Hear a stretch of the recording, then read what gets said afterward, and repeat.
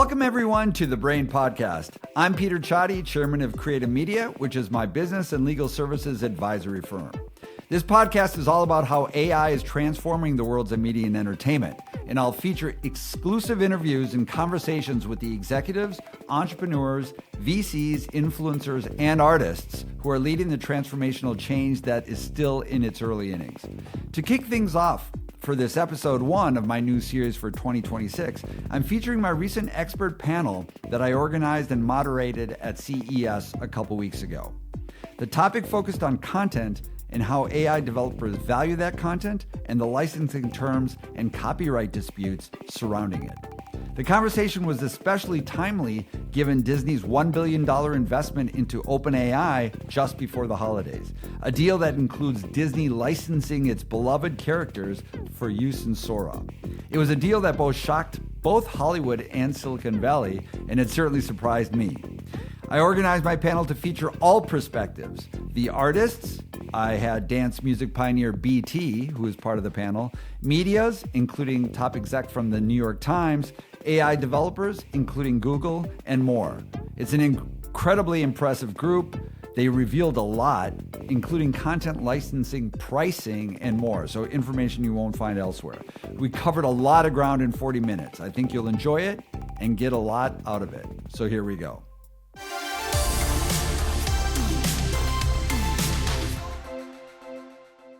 Welcome to this session that's called an AI Copyright and Data Valuation Conversation, What Comes Next? And my name is Peter Csathy. I'm the chairman of Creative Media. Work with clients across media, entertainment, AI, and tech, and advise them about this landscape that we're going to be talking about today, which is wild and crazy, and also try to help get both sides really working together and partnering together. So that's what we do. And I'm going to introduce everybody here. Every year, this is something like my 5th one doing this, and every year I'm just amazed by the quality of the panels that we have, and this year is truly no exception. And intentionally, I tried to get a panel that represents all aspects across the AI media ecosystem. So we have artists, tech companies, we have lawyers. And then we have a company that bridges the gap with compensation that works for all parties across the ecosystem. So I'm going to just go one by one. We'll do short introductions so we can get right into it because there's a lot to get into. If you want to get more deeply into bios, you'll be able to look them up online. So Dave, I'll start with you. Hey everybody, I'm Dave Davis. I'm Chief Content Officer at Protégé. Protégé is a company that aggregates content, audiovisual content, and other kinds of content to license to AI companies. So we do bridge the gap. My background is I worked at movie studios for a number of years. One thing, I got to stop you. Yes. So you have some big news today. No comment. Oh, okay. I'll bring it up, but anyhow. Yes. Rebecca? Hi, I'm Rebecca Grossman-Cohen. I work at the New York Times. I lead strategic partnerships there, which means I work with the biggest tech companies and other kind of very consequential companies to have really strong relationships, do commercial deals. Increasingly, those deals are about Gen AI and licensing Times content for Gen AI. I've spent my career in the news business on the business side of news. So I've been there at the Times for almost 12 years, and it's great to be here. Thanks for having me. Yeah, great to have you. Jason? Hi there, my name is Jason Henderson. I'm a senior attorney at the law firm JWL International. I specialize in media and IP licensing. I am so passionate about copyright that I am very excited to be talking about this topic today, and I'm so thankful that you guys would have me on. And I get to sit next to the New York Times, which is like the coolest thing ever. So thank you. Pretty cool. BT. Hi, my name is BT. I am a Grammy-nominated electronic music artist and film composer and a reluctant developer. So I've been making music software for the better part of 30 years, about the same length of time I've been making music professionally. In this context, I sort of sit on both sides of the aisle in that I have a foot in development in the generative AI music space, and I'm also a music artist. So there you go. I'm excited to be here. Great to have you. And Emmy. Hi, everyone. My name is Emmy Weiner. I've been in tech for decades. And most recently, I was with Google and Google Cloud, focusing on Gen AI and emerging tech commercialization, and with Peter. So I'm excited about sharing some of the projects that we did. Yeah, no, it'll be really interesting to hear how Google was approaching this transformation. And so we have some stories to tell. But as I was saying, these years go by very quickly, and I'm just going to do a quick recap from last year to this year. So CES to CES. This is what's changed. These are just some of the headlines. Studios, the movie studios, major Hollywood studios, finally took that leap and they sued AI developers. And the lawsuits, the 3 major studios sued Midjourney, so that's pending. The first fair use decisions, and we're going to get into that. We're not going to get into the weeds about copyright law, but we'll get into kind of the high level. And the first fair use decisions came down, which, depending on which side of the equation you're on, the interpretations are significantly different. They're the first massive settlements that came down between media and tech. And so Anthropic just settled. It's not a final settlement yet. It needs to be approved by the courts. $1.5 billion settlement with book authors, and that was about copyright infringement. We're going to get into that. And then something shocking at the end of the year, like it was shocking to me, was that Disney, which is the most IP protective company on the planet, agreed to invest $1 billion into OpenAI. And as part of that deal, the OpenAI Sora gets the use of Disney characters, which is pretty fascinating. We'll talk about that. Generative video has gone mainstream. AI chatbot search, of course, is now common behavior. It wasn't really a year ago. Just by a show of hands, how many people here in the room are primarily using AI first search now? I think it's 50-50-ish. And then one final thing to kind of set the stage. I just read a McKinsey report that said that tech companies will be investing $7 trillion on infrastructure up to 2030. Now, it's not all AI, but most of it is. So it kind of begs the question of, shouldn't some of that money go to the creators and the content owners? So this panel's going to make sense of it all. And I'm going to start, Rebecca, first. If you can give me the Times perspective, the New York Times perspective on the fundamental issues that are raised when tech is using content, and New York Times content in this case, for its generative AI purposes. Sure. I mean, I can say it pretty quickly. It should be paid for for any use of our content in these tools. Look, you just made the point that these companies are investing $7 trillion across, according to McKinsey, right? Across all the different kind of components that go into making these tools work, whether it's chips and compute, or data centers, or talent, or real estate to house their talent.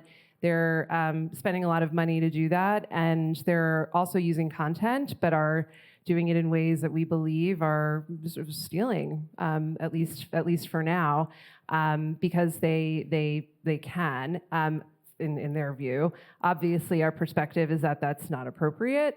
And content is the kind of fundamental input that makes these tools useful for all of us, for all of you to search for things on the internet. Without the content, it wouldn't be productive. So we look at it in a few ways. There are a few sort of broad components for Gen AI tools and uses of content: training, RAG, and outputs. And we think about that when we think about how we work with AI companies. Can you explain RAG? So I will. I'll do all three really quickly. Training is, basically using ours and other content creators' vast archive of data and information, proprietary data, to help the models understand what syntax is and investigative topics, and understand what it means to speak and write like a Times journalist. It's the data that really powers the foundation of their models. And once it's in their tools, it's there kind of forever. And so we believe that the value that publishers and other content creators get back should reflect how much goes into how much value they're getting out of that. RAG is real-time access to information that the Times and other creators provide. It's truth, it's fact-checked, it's quality, and they are kind of pinging the Times and other publishers regularly to get access to that data. Their users know that it's real and it's fact-checked, and the AI provider should be paying for that on an ongoing basis as well. And then there's outputs. Outputs is, the summarization of either verbatim text and content or generated summaries. The way that we think about that is, again, there's a value to that the developers are getting and their users are getting. We also want to make sure that it's not so substitutional that users don't need to go deeper and go further into the content with providers. And so we structure our deals in a way that makes sure we have the right kind of content controls to sort of prevent that. So we look at all the different use cases and want to have the right kind of relationships with developers to create the best outcomes. Of course, we take action to enforce our IP rights when we can't arrive at the right kind of terms, and we can talk about that. We'll definitely later. talk about that. Thanks for laying that out. So Rebecca was talking about, from the content perspective, different areas of copyright, and that's going to be, those kind of buckets are right in the center of all the ongoing litigation that you hear about. So Jason, briefly, if you can describe on the other side, and then Emmy, I'm going to ask you to get your perspective too. But Jason, just from a kind of a macro legal perspective, fair use, which is the defense that's always used to copyright infringement, basically that we can use this content for these purposes and there is no consent and compensation needed. This is actually a wonderful topic. Okay, so very, very basically, the thing to think about is, first of all, copyright. Remember, copyright is about money.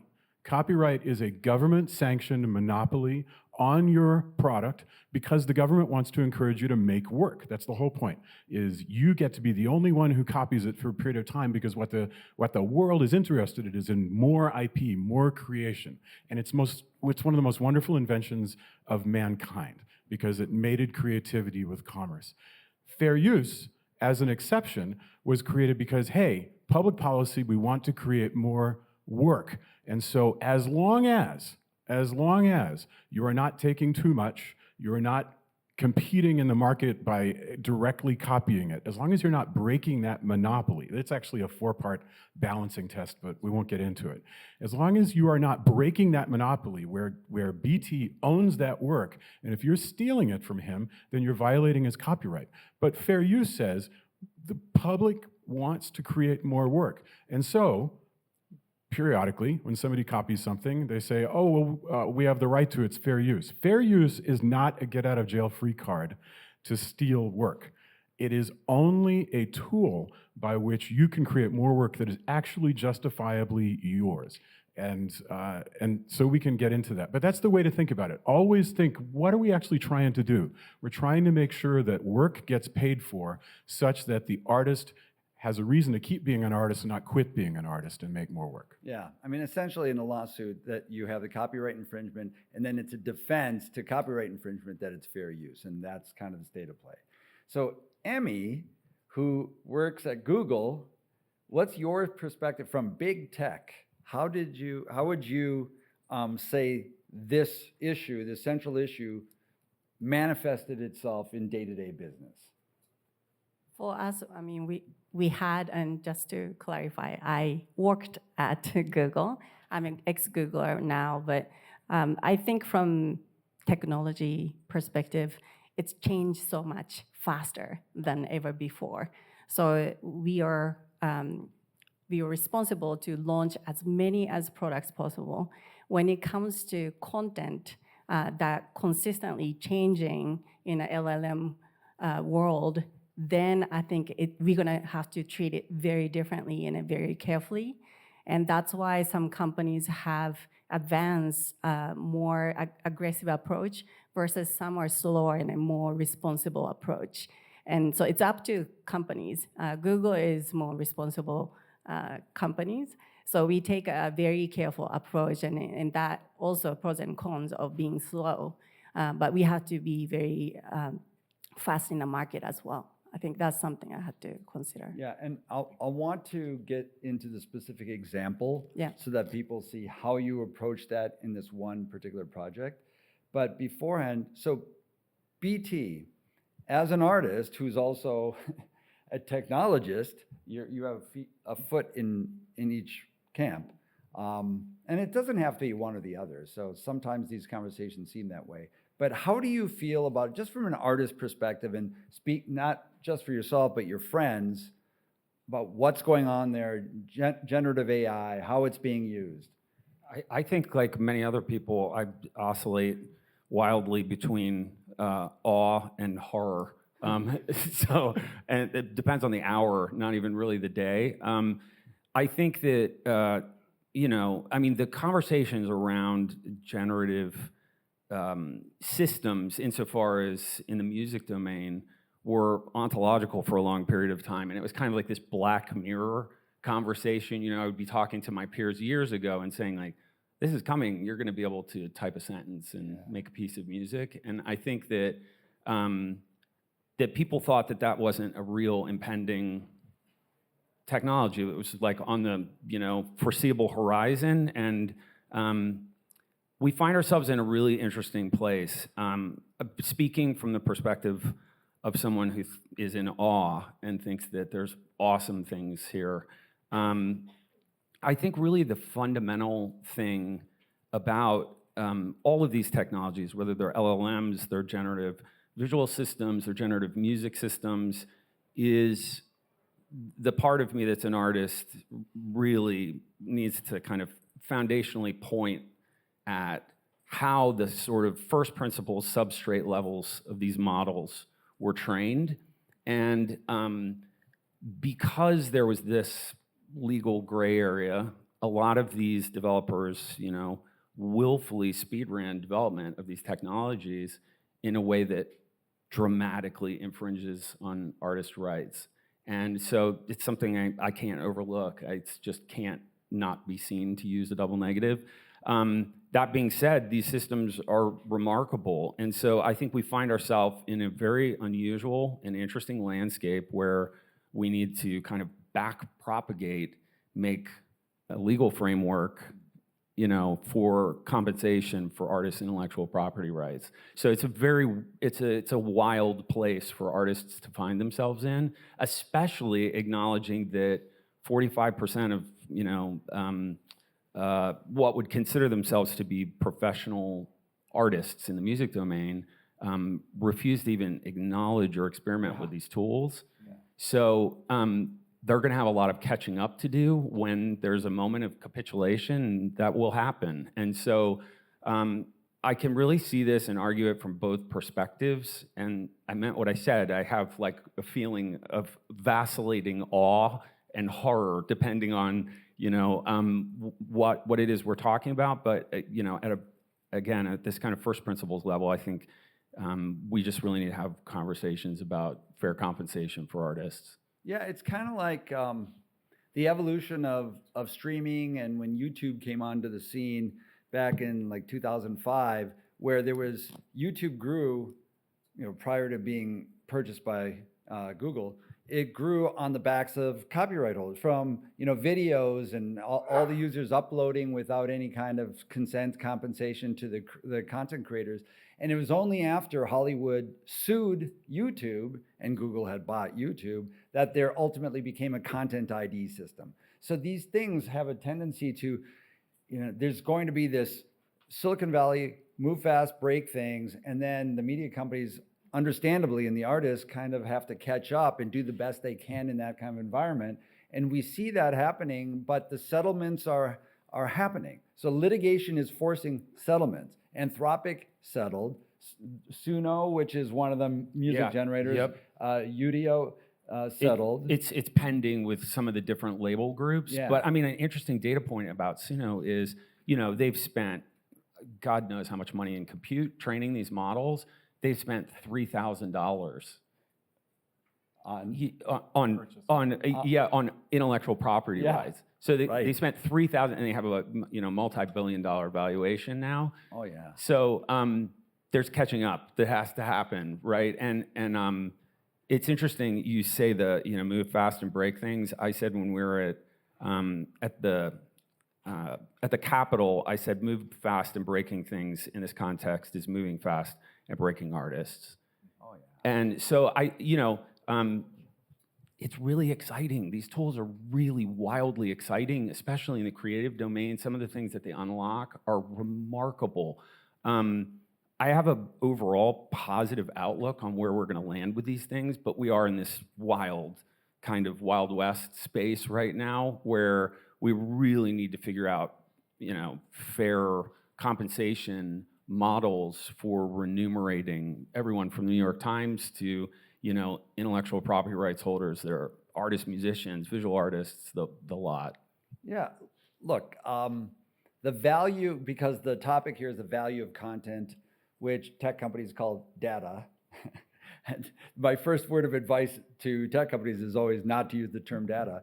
But Rebecca was saying with the New York Times, you can get your news through AI news sources, but you don't have verified sources. You don't have the in-depth report. You don't have any of that. And similarly, when it comes to music, yes, it's very easy to get music that sounds decent, but if you want to support your artist, all that kind of thing. So and then we get into what you do, and I think that'd be interesting as a bridge to, you're directly in the heart of bridging that gap. And so tell us a little bit about just what the approach is, and then, do you mind if I say the news? It's public. Yeah, so I'm not.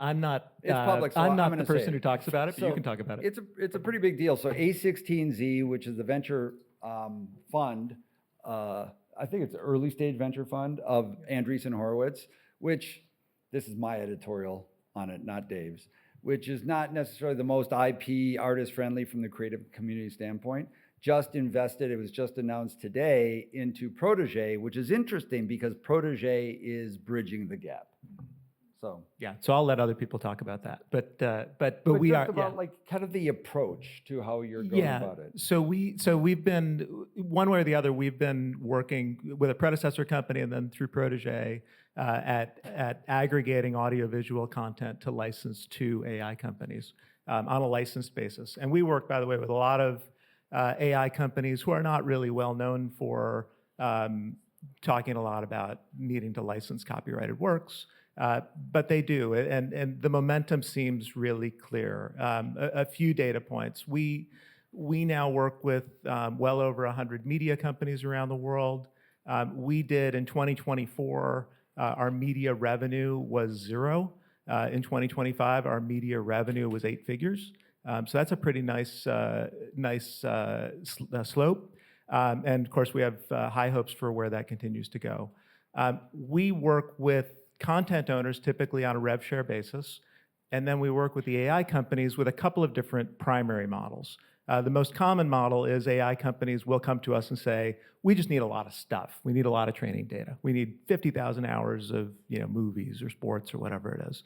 And typically we'll license that to them on a price per minute basis. And there's a few gradations of what the quality of the content is, and maybe the genre will impact that price.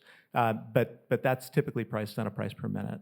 Our other primary model is as models move into more of a fine-tuning phase from a pre-training phase, they need stuff that is much more curated. So for that, we can, using AI tools, we can search our whole catalog and we can curate really specific things. So if somebody says, I don't need 50,000 hours of movies, I just need 10,000 shots of a man crying or a horse walking across a meadow, we can go scan our whole catalog, which is hundreds of thousands of hours, and go find 10,000 shots of whatever they need. Let me ask you a question about that, just a practical one. Do you believe that the demand for that type of specificity, or maybe more general content buckets for use for AI purposes, do you see that is going to have longevity to it? Yeah, I think what we're seeing is clearly the path is going from simple to complex. So, so last year, most of our deals were just about licensing, 10,000 hours here, 50,000 hours there. Increasingly, people want multimodal data sets. So they might want movies plus captions. They might want dubbed files alongside the movie. And then they want this specificity, this curated content. So we think that's going to continue, that it's going to get more and more specific, more and more candidly challenging to sort of pull it together. That's, complexity is good for us. How about pricing? I mean, it'll be what the market bears. I think. Is there can you give some kind of sense to the audience about just what pricing is for video these days? Yeah, so broadly speaking, and again, it depends on a lot of factors, including most notably sort of the quality of the content. But you're looking at pricing around $1 to $2 per minute for different kinds of pricing for training. When you get into these curated shots, it goes up dramatically from that. And when you get into multimodality, it goes up quite a bit. But that gives kind of a sense. I'll say also, the pricing over the last 18 months, this is a business that really didn't exist 18 months ago. So 18 months ago, it was total chaos. Then there were a few companies with giant catalogs who were like, oh my God, there's an opportunity. I've got 1 million hours on a server somewhere. Maybe I can go get $1 million for that. And they'd go license it at a terribly low price. That is sort of running its course. So now you're getting back to a more stable marketplace. But it's still a little chaotic. It's still pretty early. And then, Rebecca, I'm going to ask you too, but Emmy, tell the audience about the project that you were working on and how Google was approaching that from a business model perspective. Sure. We had a couple of employees with this idea, and exactly for that reason, because we believe that users want to access to a special content, that is specific content, and special content that you cannot get from any other vendors providing LLMs. So we came up with the ideas and we did market research. I would say over 90% of responders said they're willing to pay for the quality content in addition to what they're getting on the platform. So we thought about engaging media companies and testing out and see the complexity is the pricing and how to share revenue and how to and when to show a certain content. And so I think your company is solving it. But I think that is definitely a demand, and that's how we're working together. I think it worked out really well in a way that we validated the market needs. And I think it's just a matter of how technology companies should solve some of the complex challenges as a company and set the governance and revenue share policy and what kind of content we're going to curate. Yeah, it was really interesting because Emmy came to me, and you can kind of gather from the way I talk about things what my perspective is, which is very much that AI is here. I'm not anti-tech. I've run tech companies, but it's about fair compensation and consent for the creators. That's my whole thing. And so I was gratified to see, and I wouldn't have done it, I wouldn't have worked with Google unless this were the case, that the goal of this initiative was actually to seek out media companies and publishers, actually strike deals that were, made sense for both of them, and then share an ongoing value as content is used, which I think is an interesting model. So that was an example of how big tech was starting to come and bring in the creators. Now, Rebecca, New York Times is interesting because you have that probably the single most important litigation ongoing right now against OpenAI and Microsoft. But at the same time, you have the license. You've entered into a massive deal with Amazon. So help everybody understand that. Yeah, well, look, I mean, the Times is just as excited about AI and all the uses for it as the next company and next person. So it's not at all about rejecting the technology or not wanting it to exist. Similarly, I mean, if you read our complaint, you will have seen that we were in negotiations with these companies because we believe that there is a market for this kind of content and these kinds of uses, and we're really kind of open to the idea of engaging if we can do it in the right way, and if they meet our principles, and we have a few of them which I can talk about. So the suit we have against OpenAI and Microsoft and now Perplexity as well is not dramatically different from the why we ended up entering a deal with Amazon. We see them as two sides of the same coin.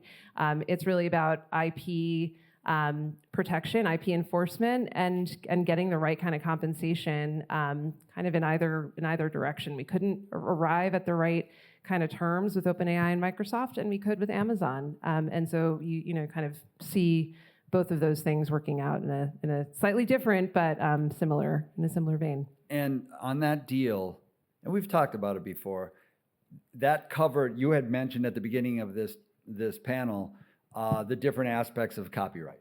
And yeah, that's right. It was the full scope of uses. So, and that's one of our principles for when and how we'll engage with tech companies. The three of them are: first, fair value exchange, which very simply is the sufficient value for all we're providing to their tools and systems. The second is about the full scope of uses and making sure that if they've trained on our content, they're paying for training, and if they're gonna continue getting that value, they'll continue paying for it. Same with RAG, as I described earlier, and outputs. And then the third is a sustainable model. So it's not a kind of get out of jail card or one and done, but these are models that we can count on and really make sure that they're establishing the right precedent long term. So those are the three kind of high-level principles. They're actually pretty consistent with how we've worked with tech companies for a long time, just translated for a generative AI era. And the economics were? Similarly, I will not comment. I had to ask. I appreciate your inquiry. Curiosity. But remember that the other It is a good side, deal. Yeah, I know. whatever the deal is that you're paying for, remember that the downside of actually getting caught and losing in a copyright infringement case are profound. I mean, this is something that Dave talks about off the top of his head. Do you want to comment on that? Well, I mean, just you look at you look at the Kadri versus Meta case, and you look at the Anthropic case, and first of all, everybody thinks Kadri versus Meta was bad for copyright owners, and Anthropic was good for copyright owners. I don't but it's either. Not Read the opinion. The Meta case is actually really good for copyright. The Anthropic result is a big headline grabber, and the reason why would Anthropic settle for $1.5 billion is because they were facing statutory damages of $150,000 per book infringed times 1 million books or something like that, or 7 million books, which is like $1 trillion. So yeah. No, I mean, I was going to just further your point. The decision said that it's fair use in a really narrow sense. It's not fair use in that, first of all, they stole the books, right? And so any kind of stealing is not. And they would have lost on that. The judge came out against them and said, "This is piracy." Exactly. Straight up piracy. Yeah. And then second, they didn't really have the evidence of outputs, which is a question, your points about the 4 kind of questions of fair use. One of them is about substitution. And the judge said outright, kind of nodding, I think, to news cases out there, that had substitution been considered and had they been able to make that kind of judgment, it would also not have gone in their favor. And so we agree, Dave, that it's a pretty good outcome. But let's put that all in perspective again. As I mentioned at the beginning, $7 trillion will be spent up to just by 2030, just in a couple of years, on AI infrastructure. So that gives some perspective about $1.5 billion settlement is massive, but that is a drop in the bucket. Nonetheless, at least the pressure is getting there where now there's an understanding that something needs to be worked out. So BT. I have just an interesting kind of zoomed out perspective on this conversation. It's a great conversation. We're having a very kind of time band delimited conversation right now. Yeah. So we're talking about like this very specific moment in time, right? Where there are going to be winners and losers in the intellectual property rights domain. There are going to be fair deals. There are going to be unfair deals. But we're standing at the edge of all of these substrate models being trained. I thought it was really interesting what you were talking about fine-tuning. So when that happens, we're going to be recursively training all these models. So we'll be training them on their own outputs, and that obfuscates the work. So there's this golden hour moment where intellectual property rights matter. And this is something I'm screaming to musicians right now. You know, your data set has tremendous value. Like, align yourself with a great group of people that's trying to do fair deals with generative music services, because when we get done training all of these first models, everything is obfuscated. They're going to train on their own outputs, and it can't be tracked. And just another thing about this time period that's interesting is, baked into the very foundation of these models is that they won't overfit. So it's this very clever way of not making output that is directly ingested into its input. So making things that are not of substantial similarity. And so we'll be training on the outputs of these models themselves in this very, very next stage of things. So it's very important that this conversation is happening right now. And the pressure from this panel on the creative side is very important right now, because like any industry, like when Ted Cohen started on the music streaming side, when we were negotiating that deal, it's not like economics came from the heavens, that there were people in a room who were putting pressure on each other, and then magically those became the economics for the industry for decades to come. So that's happening now. We have a couple minutes, and then we'll get to the question. We have to go rapid fire, but let's go one by one. Just an interesting use of generative AI that you want to flag for people out there. Emmy, I'll start with you. Related to content? Yeah. I would like to see all the upcoming startups companies helping creators to be funded more and start innovating more, and partner with bigger enterprise companies to capture that moment that you're talking about. I think that there's a technology there, but it's not discoverable as of today. And if we have found a way to share the technology and the tools for creators, and then share the great content and the revenue share as well, then I think we can find a great business model this year. And BT, how about you? I'm tremendously excited. The creative part of me is tremendously excited about the sort of world we find ourselves in right now. I think that, I mean, I've stated clearly kind of my thesis friction point, which is like, we need to pay artists. And that being said, figuring that part out, I think that the creative unlock and the potential of some of these tools is so mind-bendingly exciting, and it democratizes creation in a very, very powerful way, where the skill acquisition and like the 10,000 hour rule is going to go out the window. We're going to see 14-year-old kids making films that are nominated for an Oscar as a solo shop, in the next couple years. I want to live in that world. Like, I think that many more people have things to say creatively than have the ability to say them. And so I love the idea of the democratization of these tools, the friction points that they diminish in the creative process, the unimaginable new techniques, styles, idioms of music that will come up because of it. Again, speaking my own personal domain, but across the creative, spectrum. And so, I just think that we really need to have real, honest conversations about how these things are built, what's powering their building. I love hearing what you're doing. I think the more that we have that conversation, honestly, and that there's a fair remuneration and disclosure as to what's being used in the training of these models, everybody wins. It's a really exciting time for creators, I think. And Jason, Rebecca and Dave, just very quickly, something to flag for everybody to check out.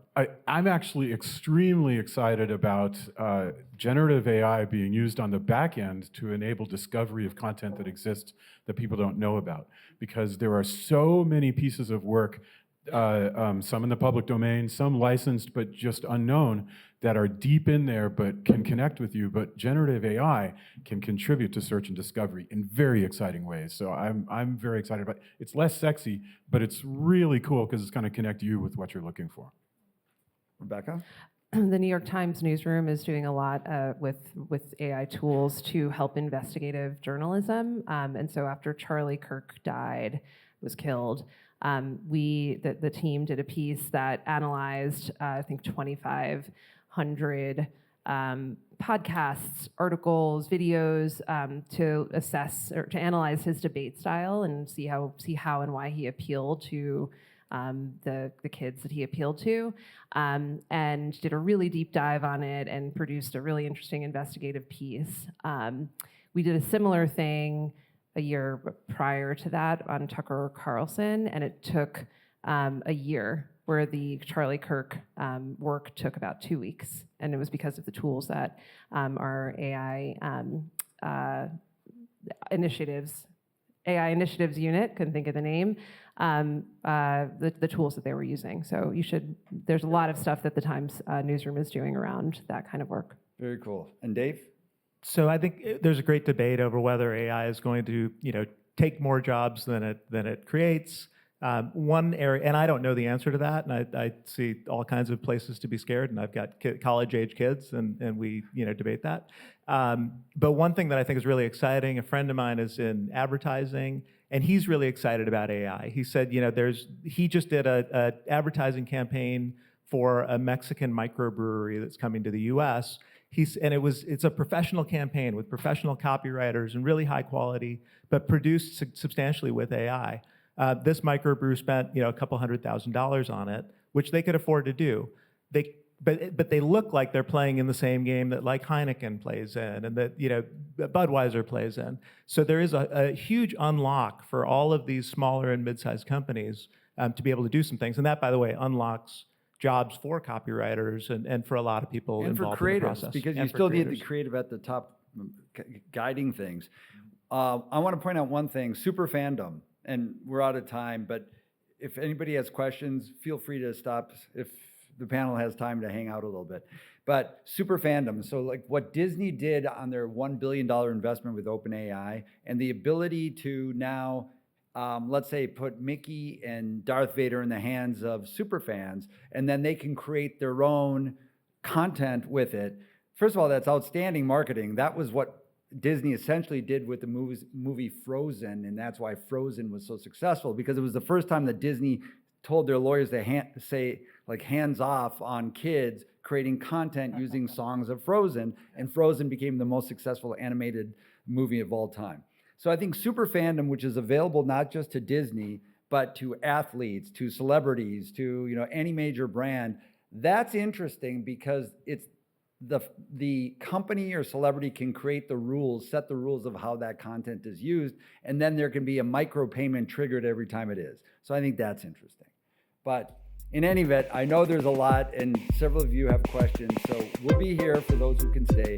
But thanks for coming, and panel, thank you very much for being part of this. Thank you very much.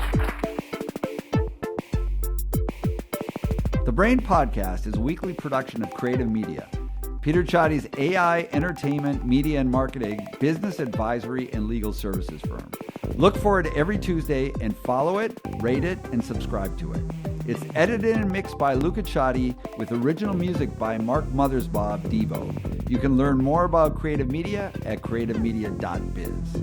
Until next time, keep innovating, but smartly, fairly, and in partnership with artists, not in spite of them. After all innovation ultimately flows from the brain of creators. Cheers.